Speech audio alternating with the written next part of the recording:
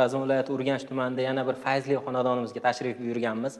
Metalmark kompaniyamiz tomonidan bu xonadonimizga premium klassdagi derazalarni o'rnatib berganmiz. Qora va gold ranglar uyg'unlashgan holda ikki xil balasina hamda tekstolet, qora tekstolet hamda o'ziga mos tushuvchan katta stoykamiz o'rnatib berganmiz.